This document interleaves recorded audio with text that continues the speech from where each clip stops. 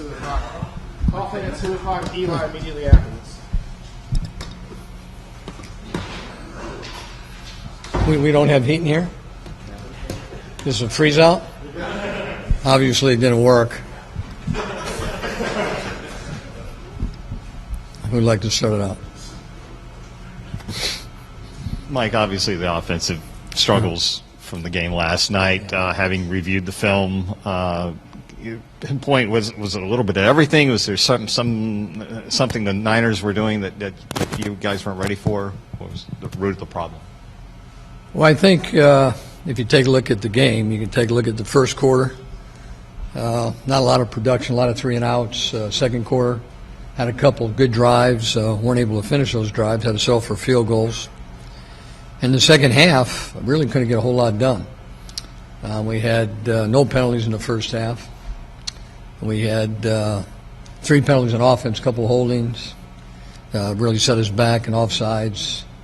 We were 0 for 6 in third downs. When you do that, you're not going to get a lot of yards. But I felt like we stopped ourselves in a number of situations, and you can't do that against a good football team. In that second quarter, you guys had that one drive where you guys marched right down, you went no huddle, things were clicking, then all of a sudden it went cold. What happened, and how maddening is that to just be everything working so well, then just go cold like that? Well, it kind of goes back to what I just said. When you go back and you take a look at it, if you take a look at the first series of the third quarter, we missed a 4th and 2, then all of a sudden you have a holding penalty, you have a sack, and you go against that football team in long yard situations, you really put yourself in a hole. That's what happened to us. We didn't stop ourselves in the first half. They stopped us in the first quarter. We got a lot of momentum going. At least I felt we did, but we couldn't finish it. Mike, they missed a spot on the Pierre catch that might have gotten a first down. You guys didn't have a timeout anyway, so it really didn't matter. But they do it upstairs. Right, I understand. But the sequence with the fire drill, they didn't have a lot of time to decide if they wanted to challenge it or not. Yeah. You guys burned a timeout earlier after a catch out of bounds. 41 seconds left. If you had it, maybe you call it, and then you get it reviewed. What happened on that play to lose that timeout? Well, we had plenty of time. Obviously, he was out of bounds, so we're sitting there, and then a lot of times we'll have a play, and we'll can it with something else, depending on what the coverages are.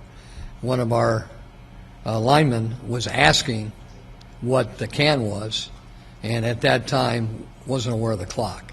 So we had no choice but to call a timeout. Sometimes that occurs. You don't like it because there's a difference in winning and losing a football game. But someone did not hear what the can was, and they went over to Robert, and at that time we had to call a timeout. Similar earlier in the half. I think it was after the deflected Logan Paulson pass. Again, the clock wasn't running. Game clock, play clock was down low, and you guys used the timeout. A communication thing there. You talking about earlier? Yeah, after Logan, the throw was to Pierre. Logan kind of tipped it. There was a stopped clock and the same thing with a couple seconds left on the play clock or something. You guys didn't like what you saw. You called a timeout there. I think it was on the sideline that time. Do you know the play I'm talking about? It was the second time You're talking about when Pierre and Logan hit each other? Mm-hmm. Yeah, I mean, sometimes those things occur. And, kind of got to fight through it. But you never want to call a timeout if you have to.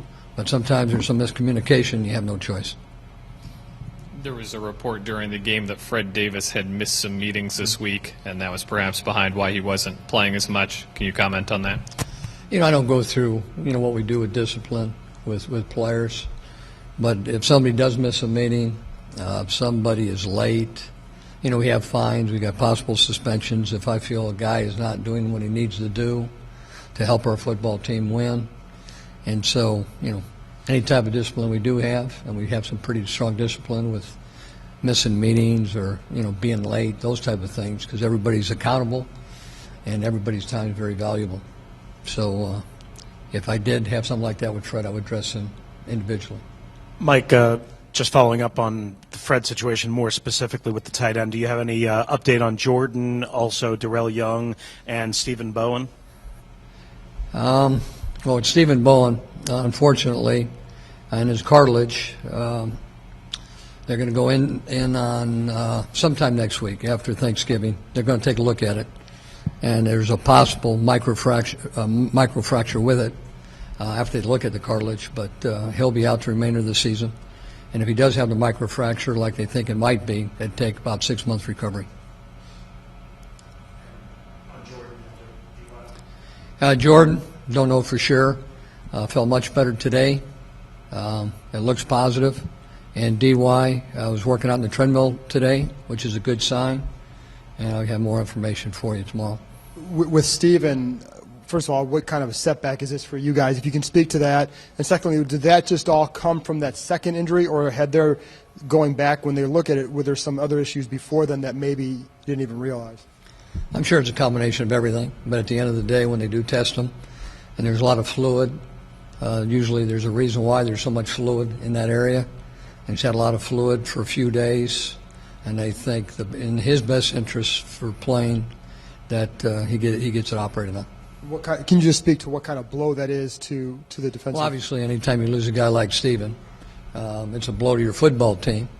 But everybody's going to lose players in the National Football League, and it's the next guy up. But, Steven's meant a lot to our football team. He does mean a lot to our football team, so it's always hard to lose a guy, not only with his play but his character. But now other guys will get an opportunity.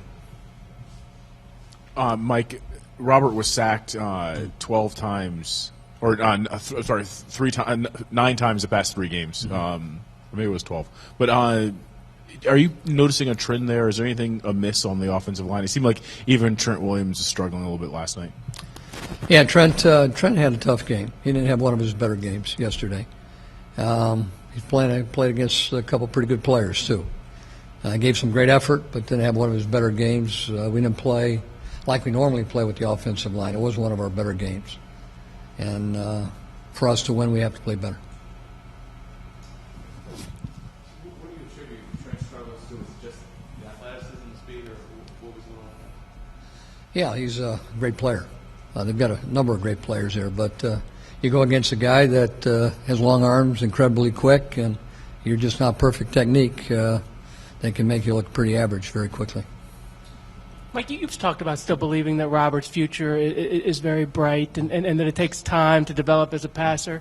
When you take the snapshot of where he is right now in his development as a passer, is he not where you maybe thought he would be coming into this season, or has he regressed from last season even? No, I don't believe so. I think I shared with everybody that we tried to do things a year ago that gave him the best chance to be successful. And things that he could do very effectively that I thought he was very good at. The drop-back passing game takes some time. It doesn't happen overnight. And Robert's getting better and better every game. He's feeling more comfortable with it, and we're putting him through a lot of situations. It's a constant growth in the drop-back game, because it's not only reading coverages, it's looking at personnel, it's stepping up into the pocket, getting rid of the football, going against blitzes, different coverages, all the things that go with the maturation of being a quarterback. And that's something he's going through right now. Obviously, things aren't going well. You've got one more chance to be on national TV this year. It's this Sunday. Is it important to play well to send the message nationally that this team hasn't thrown in the towel yet? Well, we want to play well to play well. I mean, we're thinking about our football team. It's not who's looking at who's looking at us on TV. If it's a Monday night or a Sunday night game or a Sunday afternoon game, we want to prove that we're a good football team. We're a great organization, and to do that, you have to win. And so it's been disappointing. We've lost some of these games, but the only thing I know is keep on practicing hard and work on the little things, and hopefully find a way to win. Coach, you talk about having a lot of confidence in the direction and the process and how far you guys have come. But if you look at some of the metrics, whether it's, I think, minus 86 margin is worse than the conference. Obviously, the record, some of the results are not what they need to be. What type of metrics, what type of numbers do you look at as someone who really does look into stats a lot to show that this is still a workable situation? You guys have been with me since I've been here. You guys understand where I was at the start, where I'm at right now. I don't have to go through any stats. You guys can look at that and draw your own conclusions. I think I've stated a couple times what some of the things that I thought were needed, a little bit more depth. Other than that, you got to win some tight football games, which we won a year ago that we're not winning right now. And you got to find a way to win those games. When you lose them, I understand that snowball starts going. But I got enough confidence in our guys that we can fight through it, and hopefully we can. I wanted to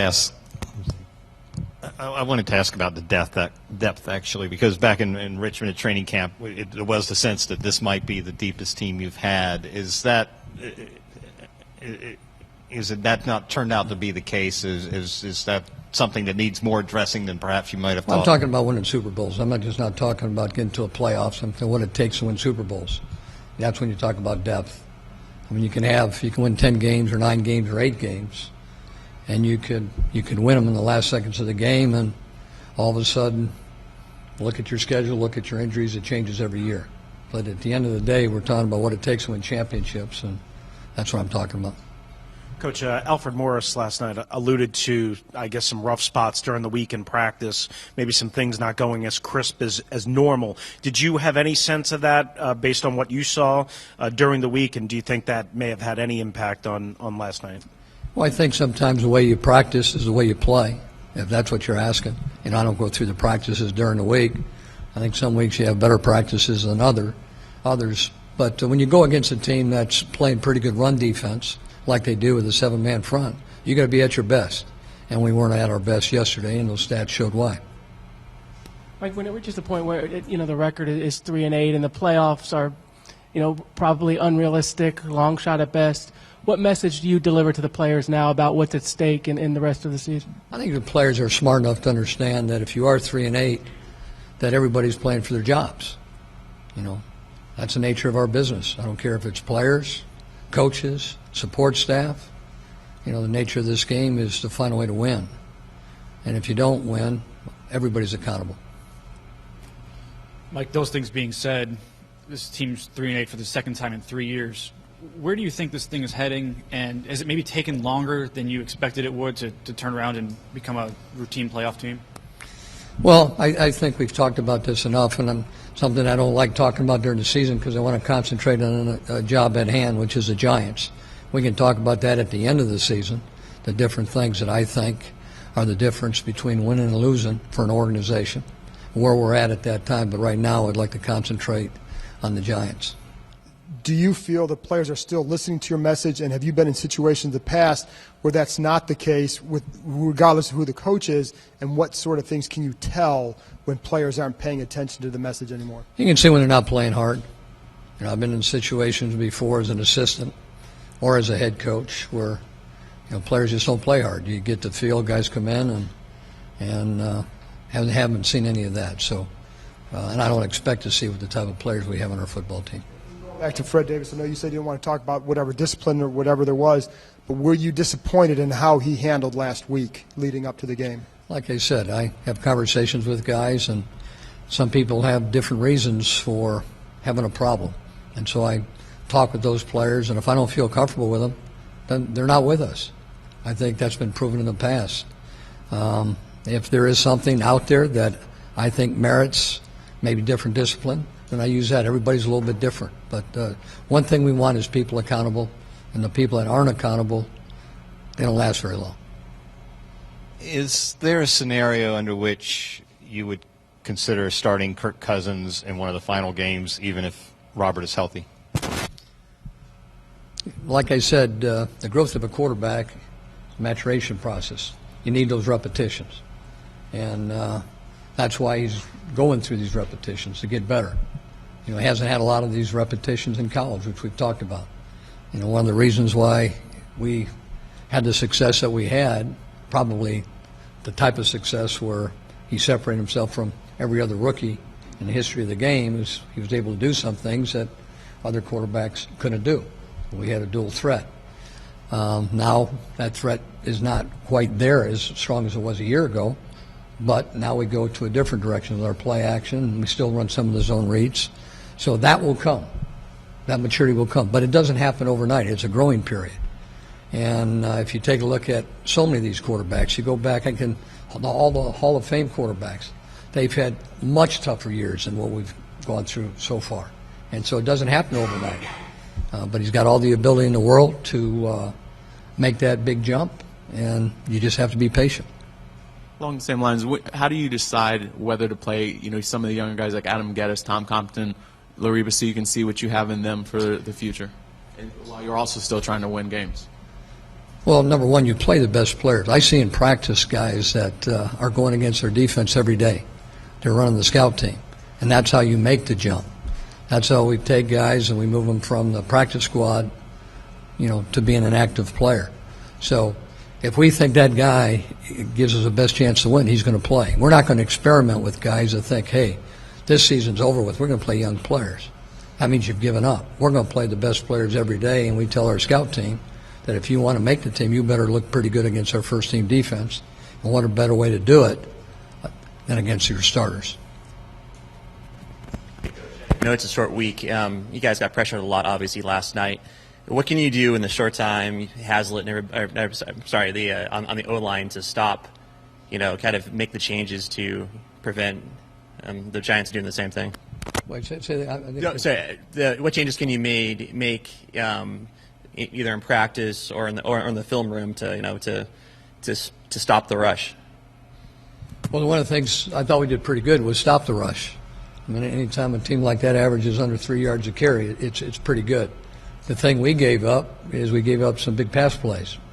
We gave up 3 touchdown passes, and you do that against a team like this and a couple field goals, you're in for a long day. And so we did some good things against the run, but we didn't keep them out of the end zone, and ultimately that's the key.